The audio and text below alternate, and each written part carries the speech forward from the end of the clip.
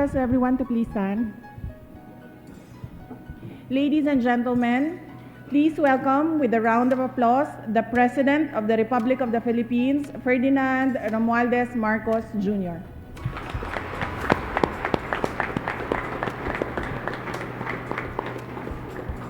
Thank you very much, Vice President Sara Duterte. Please take your seats. The members of the Cabinet present here with us today, Davao Oriental Governor and RDC Council Chairperson Corazon Malañon and other government officials of the province, my fellow workers in government, our men and the women in uniform, ladies and gentlemen, good afternoon. What we celebrate today is a significant milestone. It is significant because it marks the collective victory of the government together with various sectors that work together towards attaining peace and security in the Davao region. We must be all proud and happy, knowing that the Davao region has been declared as insurgency-free by the Davao Regional Peace and Order Council. An important day indeed. It is one noteworthy achievement not only for Davaoenos, but for every Filipino as well. It is a victory which proves there is no place for extremism and senseless violence anywhere in the Philippines. We must, of course, acknowledge the efforts of our men and women in uniform, particularly the Eastern Mindanao Command of the Armed Forces of the Philippines, for ensuring the protection and security of our people through your various civil and military operations. Congratulations. We must also recognize the efforts of our LGUs, our various government agencies and law enforcement authorities in the region for supporting the NTF-ELCAT by improving public safety and implementing programs that improve the living conditions for all. In many ways, the program NTF-ELCAT has been around for a long time in different forms. During the Vietnam War, it was called Doctrine of Hearts and Minds. Later on, it was still always referred to. Earlier than that, we used to call it in government civic action, that from the military.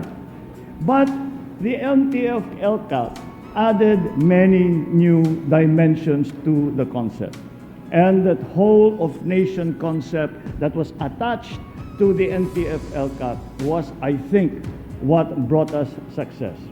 Because instead of the rebel returnee or even the rebel fighter, instead of them only dealing with the military, now they deal with the entire government, and whatever it is that the government can give, that one is what we will give to those who are in need, and we take away the reason for them to continue fighting against the government. So to those men and women who are part of that very important effort, your patriotism, your sacrifice, your commitment to the ideals of peace have yielded successful and fruitful results. Now, the people in the region, especially those in geographically isolated and disadvantaged areas, will reap the full benefits of the peace for which all of you have been responsible. And so I say this to our armed forces, that we must see these developments, that perhaps in a way we can say that the armed forces, the uniformed forces in our country, your mission has shifted. It has changed a little bit. Whereas before we asked you to be war fighters, now we ask you to be bringers of peace.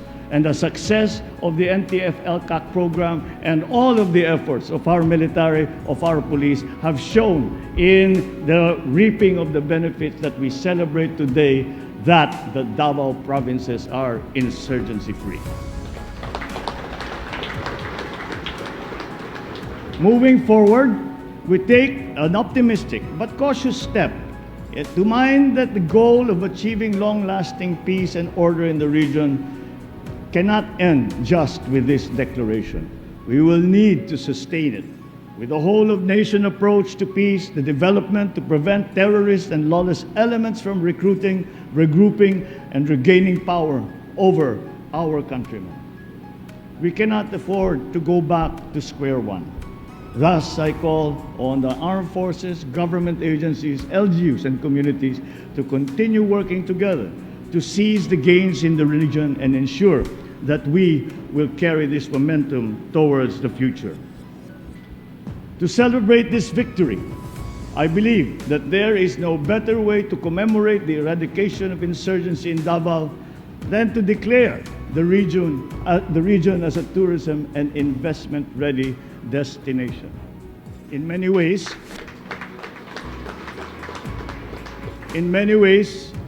we have relaunched Davao as a tourism and investment destination.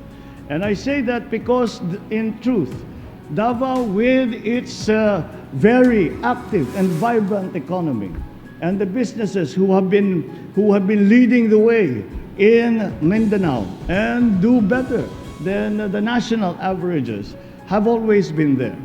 However, we have always had to deal with the security problem that was holding progress back. So peace and progress always go hand in hand. One cannot do without the other, as both elements are essential to create an environment that is able to thrive and reach its full potential amidst our rapidly changing world.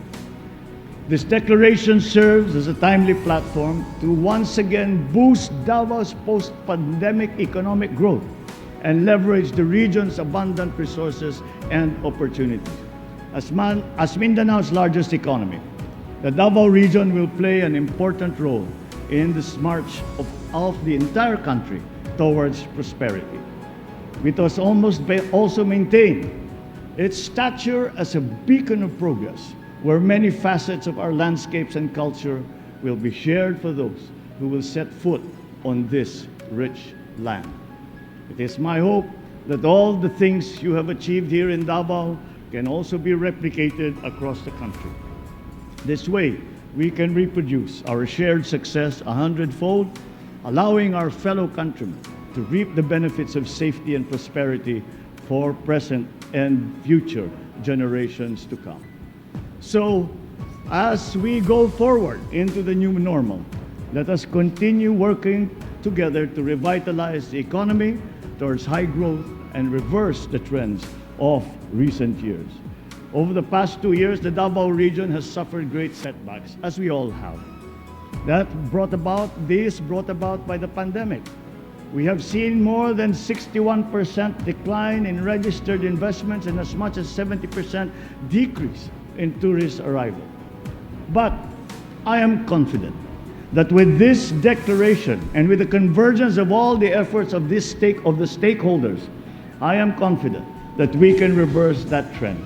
And I think that upon hearing some of the briefings that I had earlier today, I think you already have begun to reverse the trend and usher in a new era of growth and opportunity for our people.